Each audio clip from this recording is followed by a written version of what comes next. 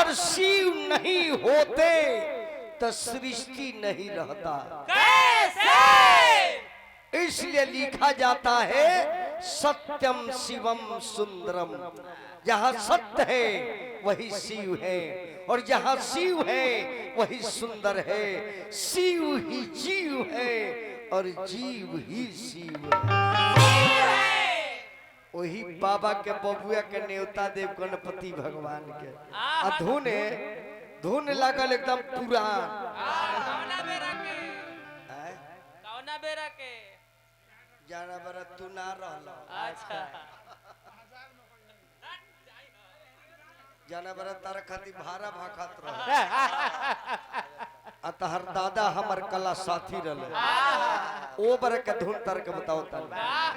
पहले को लोग कीर्तन गावे बैठे गांव में नो शाम सुनर भैया के जमाना में, तो पहले के लोग गणेश जी के बंदा का गावे?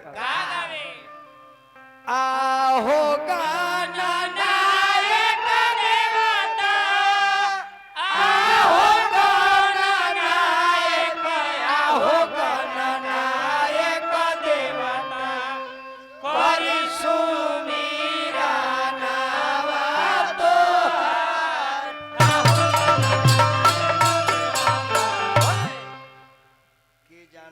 के जाना त का बन के तू ताको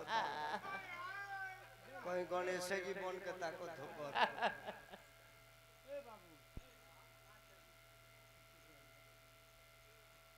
देखी पैसा देवे के न कोई चाहते कर कारण बुझता नहीं का कहत रे को उतने हमर कीमत बका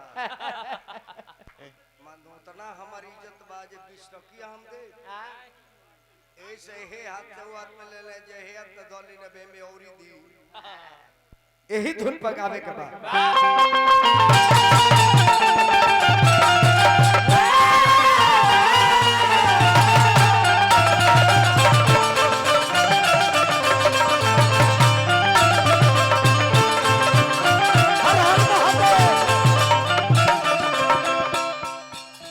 मुसबात औरावत आई सुनिया ही लावत के गणनायक देवता। मुसबात औरावत आई सुनिया ही मुसबात औरावत आई सुनिया ही लावत के गणनायक देवता। मुसबात औरावत आई सुनिया ही रौरा की बानी हम बोलावती गणनायक देवता।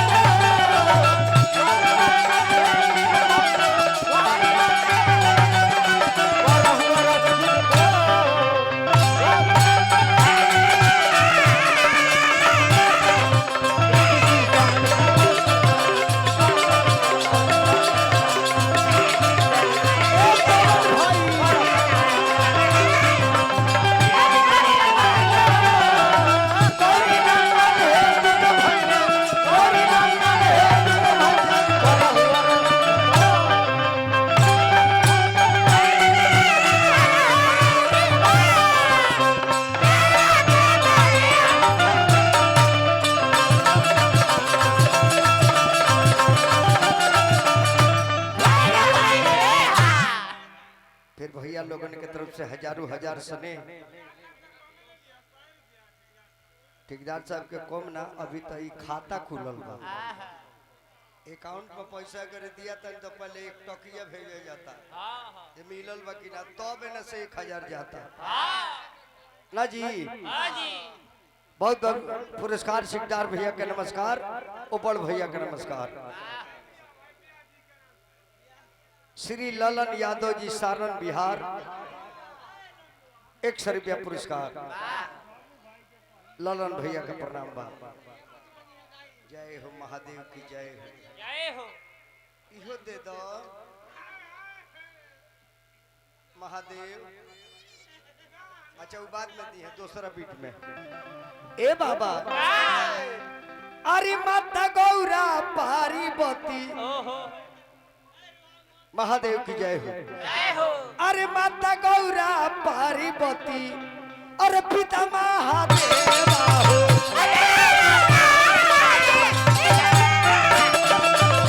लडुआ की भोग लागे शक्ति कर सेवा हो।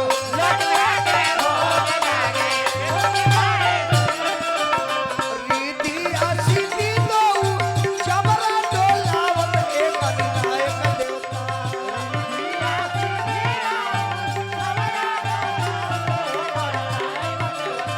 रिधिया सिद्धि दऊ चमरा डोलावत एक विनायक देवता।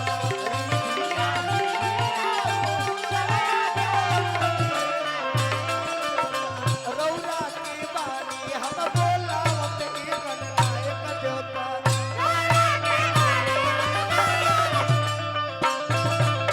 रौला की बानी हम बोलावत एक विनायक देवता।